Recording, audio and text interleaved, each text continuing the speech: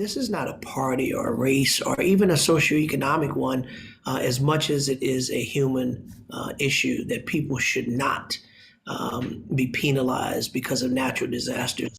Louisiana's congressional leaders on both sides of the aisle are calling on FEMA and the White House to pump the brakes on higher flood insurance rates. Good evening, everyone, and thanks for joining us. I'm Sharice Gibson. Well, today, FEMA's controversial risk rating 2.0 took effect for policy renewals. Paul Murphy reports some customers are now looking at private flood insurance as the government subsidized rates are skyrocketing.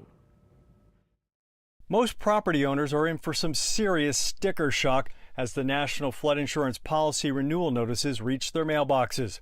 That's because of the government's new Risk Rating 2.0. The Coalition for Sustainable Flood Insurance cites a national analysis by FEMA that shows 77% of policyholders' premiums across the country are now set to go up. Some states, like Louisiana, could see 80% of policies or more increase. It's a real issue, Paul. When you talk about people that are on, in many cases, fixed incomes, who in some cases can go from $500 to $2,000, or some exponential jump that could threaten their home ownership, certainly threaten their peace of mind. Louisiana Congressman Troy Carter is among 3 lawmakers who sent a letter to FEMA's administrator calling for a delay in the rollout of Risk Rating 2.0.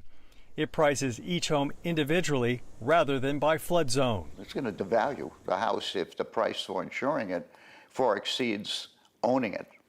And that's a major concern of most of our area people. New Orleans area insurance agent Dan Burkhardt says some property owners are already dipping into the historically more expensive private flood insurance market. Those rates, as they continue to go up, they're basically taking away some of the subsidies, and the private flood insurance market will come into play.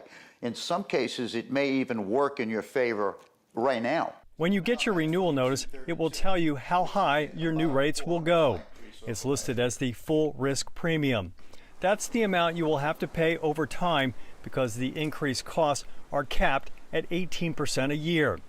Congressman Carter says the rollout of the new system of assigning risk on April 1st, April Fool's Day, is a cruel joke on the American people. Hopefully we can make it that it was a joke and that it goes away and that this was just a bad thought that we fixed. So far, there is no indication FEMA or the White House plans to press pause on the program.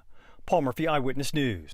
There are some ways you can avoid jumping up the full risk rate premium right away. Experts say to make sure you renew your existing policy. If it lapses, you will face the full increase at once instead of the smaller annual increases of 18 to 25%.